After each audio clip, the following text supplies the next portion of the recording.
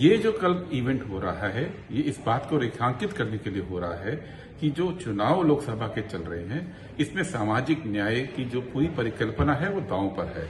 और क्यों दांव पर है? क्योंकि इस वक्त चुनाव कांग्रेस के विजन का और आरएसएस के विजन के बीच में है।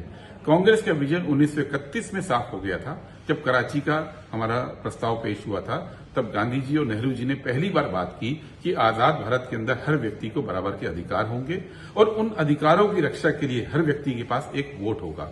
उस वक्त तक पूरी दुनिया में कॉमन फ्रेंचाइज, जनरल फ्रेंचाइज की बात नहीं थी। वोट शर्त के साथ मिलता था।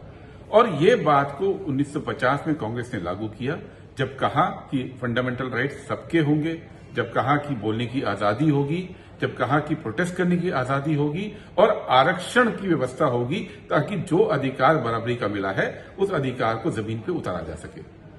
उसी पीरियड में 1925 से लेकर 50 के बीच में आरएसएस ने कभी भी ये बात नहीं कही थी कि लोगों को बराबर के अधिकार होने चाहिए। वो ये इस फिलॉसफी में यकीन नहीं करते थे।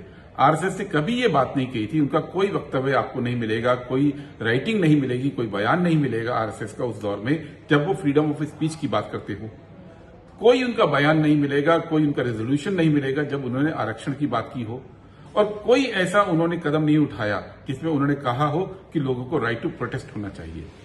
लेकिन कांग्रेस पार्टी ने यह बात कही और देश की जनता ने कांग्रेस का साथ दिया और कांग्रेस पार्टी ने जो संविधान बनाया उसमें ये सभी तमाम चीजें दी गई।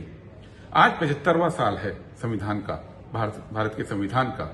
75 साल बाद आज आरएसएस और बीजेपी मजबूत हैं और वो कोशिश कर रहे हैं कि उन मूल्यों को, जो कांग्रेस पार्टी की मूल्यों से जुड़ी व्यवस्थाएं हैं, उसको कमजोर किया जाए।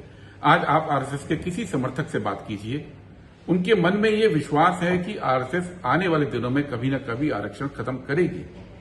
आरएसएस के बारे में ये बात खुल के की जाती है कि वो सबको बराबर नहीं मानते। उनके बारे में ये बात स्पष्ट की जाती है कि फ्रीडम ऑफ स्पीच नहीं होना चाहिए, वो केवल निर्देश देने में यकीन करते हैं। निर्देश का पालन हो। तो संविधान की ये दो अलग अलग विजन है। इसको बचाना जरूरी है कि कांग्रेस पार्टी ने जो देश को दिया है उसको बचाने की लड़ाई है। इस चुनाव में संविधान को बचाने की लड़ाई है। आरएसएस, बीजेपी 400 पार की बात कर रहे हैं ताकि किसी भी तरह से वो जाकर इस देश का संविधान चेंज कर सकें। और इसको रोकने के लिए उन तमाम लोगों को इकट्ठा होने की जरूरत है जो संविधान में विश्वास करते हैं और जो मानते हैं कि ये देश सबका है, इस देश में बराबरी होनी चाहिए, आजादी होनी चाहिए बोलने की, और इस देश में आरक्षण की व्यवस्था बरकरार रहनी चाहिए। ये चुनाव उनका है। इस बात को कहने के लिए, इस बात में आपकी राय सुनने के लिए कल का ये कार्यक्रम किया जा रहा है।